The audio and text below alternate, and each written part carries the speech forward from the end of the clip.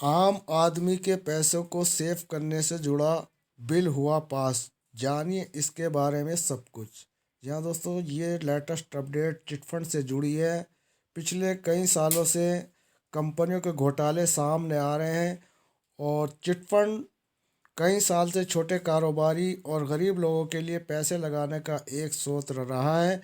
लेकिन पिछले कुछ समय से लगातार हो रहे घोटाले के बाद सरकार ने इससे जुड़ा एक कानून बनाया है। आइए जान लेते हैं इसके बारे में। नमस्कार दोस्तों, मैं यूएस खान और आप देख रहे हैं हिस्ट्री न्यूज़ टीवी। जैसे कि आप जानते हैं कि चिटफंड से जुड़ी हर एक लेटेस्ट अपडेट हम आपके लिए लेकर आते हैं, हर एक वो जानकारी आपके लिए लेकर आते हैं जो आपके पैसों को सुरक्षा देता है। दोस्तों, बड़ी अपडेट चिटफंड की आड़ में हो रही धोखाधड़ी रोकने के लिए चिटफंड बिल 2019 लोकसभा में पास हो गया था। सरकार ने सोमवार को लोकसभा में चिटफंड बिल 2019 पेश किया था। अब यह बिल राज्यसभा में पेश किया जाएगा। आपको बता दें कि चिटफंड सालों से छोटे कारोबारियों और गरीब लोगों के लिए निवेश का स्रोत रहा है, लेकिन कुछ पक्षकारों ने इसके अनियमितताओं को लेकर चिंता जताई थी, जिसके बाद सरकार ने एक परामर्श समूह बनाया। 1982 के मूल कानून को चिटफंड के विनियम का उल्लंघन करने के लिए लगाया गया था। संसदीय समितियों की सिफारिश पर कानून में संशोधन के लिए विधेयक लाया गया। आगे खबर है कि पिछले दिनों से कई कंपनियों में घोटाले सामने आए हैं। ये कंपनियां चिटफंड की आड़ में कुछ गलत काम कर रही थीं, लेकिन अब सरकार ने 1982 में चिटफंड बिल में बदलाव करने का फैसला लिया। जी हाँ दोस्तों, यहाँ पर जो 1982 का चिटफंड बिल था उसमें बदलाव करने का फैसला लिया है। लोकसभा में इसी से जुड़ा बिल पेश किया गया। बिल पारित होने के बाद चिटफंड कंपनियों को बेहतर रेगुलेशन मिलेगा और उनके पैसे की बेहतर सुरक्षा मिलेगी। तो अब दोस्तों, उनमें बेहतर पारदर्शिता भी हो सकेगी, यानी कि उसमें आपको जो है बिल्कुल सब कुछ साफ दिखाई देगा, वो पारदर्शिता हो सकेगी और चिटफंड के नाम पर धोखाधड़ी करना मुश्किल हो जाएगा।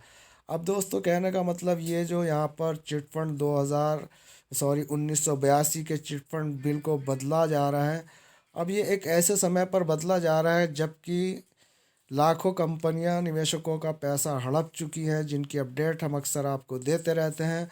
अभी पिछले 3 दिन पहले मैंने एक 184 चिटफंड कंपनियों की न्यूज़ दी थी, जिसमें वो कंपनियां कुछ तो भाग गई, कुछ भारतीय प्रतिभूति नियामक बोर्ड की जद में, यानी कि उसके शिकंजे में फंसी हुई हैं और उन पर यानी कि उन पर बैन लगा दिया गया। उनका पैसा जो है अपने कब्जे में लेकर निवेशकों के लिए अपनी ही तरफ से सर्कुलर चलाया जा रहा है, लेकिन उस सर्कुलर में सक्सेसफुल नहीं हो पा रहा है, निवेशकों को पैसा नहीं मिल पा रहा।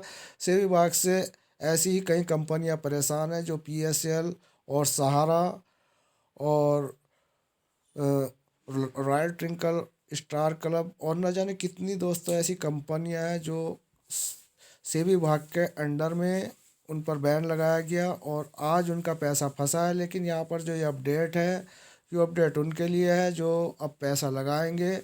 उनके सामने ये सारी जो समस्याएं पिछले लोगों का आई थी वो उनके सामने नहीं आएंगी।